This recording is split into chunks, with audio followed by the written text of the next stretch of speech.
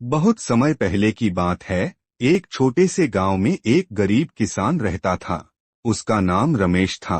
रमेश के पास ज्यादा जमीन नहीं थी, लेकिन वह बहुत मेहनती और बुद्धिमान था। उसकी एक छोटी सी झोपड़ी थी, जहां वह अपनी पत्नी और बच्चों के साथ रहता था। उसकी खेती भी बहुत बड़ी नहीं थी, लेकिन वह अपनी सूझबूझ और मेहनत से अपने परिवार का पेट भरने लायक अनाज उगा लेता था। रमेश की ईमानदारी और मेहनत की चर्चा पूरे गांव में थी, लेकिन गांव का जमींदार उस पर हमेशा अत्याचार करता था। जमींदार बहुत लालची और चालाक था। वह छोटे किसानों की जमीन हड़पने के लिए नए नए षड्यंत्र करता रहता था। उसने बहुत से किसानों की जमीन हड़प ली थी और अब उसकी नजर रमेश की जमीन पर थी। एक दिन जमींदार ने अपने नौकरों को भेजकर रमेश को बुलवाया। जब रमेश जमींदार के पास पहुंचा, तो जमींदार ने कहा, रमेश, तुम्हारी जमीन अब मेरी हो गई है। मेरे पास तुम्हारे खेत के सारे कागजात हैं। रमेश को यह सुनकर बड़ा धक्का लगा। वह जानता था कि यह धोखाधड़ी है, लेकिन उसके पास कोई सबूत नहीं था। जमींदार ने गांव के मुखिया और दरोगा को भी खरीद रखा था। अगर रमेश किसी से शिकायत करता, तो कोई उसकी मदद नहीं करता। रमेश बहुत ही होशियार था। उसने बिना गुस्सा किए जमींदार से कहा, मालिक, आप सही कह रहे हैं। अगर कागजों में आपकी जमीन है, तो मैं कैसे इनकार कर सकता हूँ।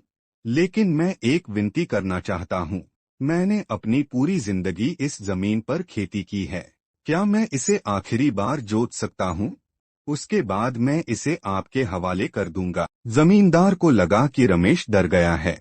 उसने सोचा कि उसे बिना किसी झंझट के जमीन मिल जाएगी, इसलिए वह मान गया। रमेश ने उसी दिन हल बैल लेकर खेत जोतना शुरू कर दिया। लेकिन वह हल से सीधी लाइन में खेत जोतने के बजाय पूरे खेत में अजीबोगरीब आकृतियां बनाने लगा। कभी गोल तो कभी टेढ़मेढ़े हल चलाता। गांव के लोग यह देख रहे थे और आश्चर्य कर रहे थे कि रमेश क्या कर रहा है। इसी दौरान उस राज्य के राजा अपने सैनिकों के साथ उस रास्ते से गुजर रहे थे। उन्होंने रमेश को खेत में अजीब तरीके से हल चलाते देखा तो वे रुक गए। राजा बहुत ज्ञानी और न्यायप्रिय थे। उन्होंने रमेश को बुलाया और पूछा, तुम खेत में ऐसे हल क्यों चला रहे हो? क्या कोई परेशानी है? रमेश को राजा को देखकर उम्मीद की किरण दिखाई दी। उसने हाथ जोड़कर कहा, महाराज, यह खेत मेरी जिंदगी की कमाई है, लेकिन जमींदार ने इसे मुझसे छीन लिया। मैं दुखी था, इसलिए मैंने सोचा कि जाने से पहले इसे अपने मनचाहे तरीके से जोत लूं। राजा ने रमेश की बात सुनी और फिर जमींदार को बुलवाया।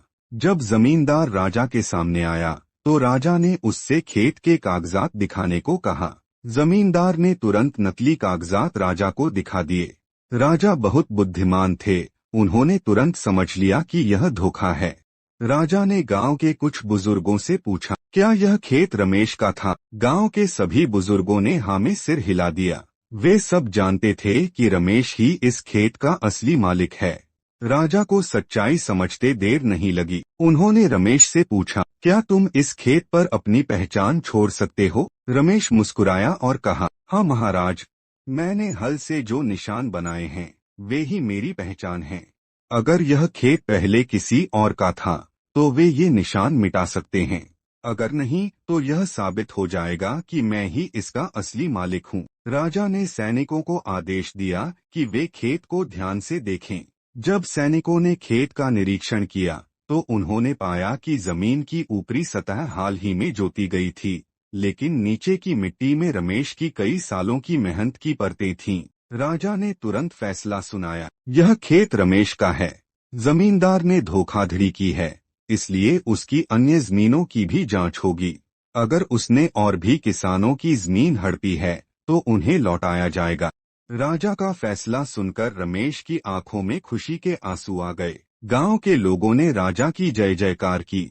जमींदार की साजिश नाकाम हो गई और उसे दंड भी मिला। रमेश ने अपनी होशियारी से न केवल अपनी जमीन बचाई, बल्कि गांव के अन्य किसानों को भी न्याय दिलाया।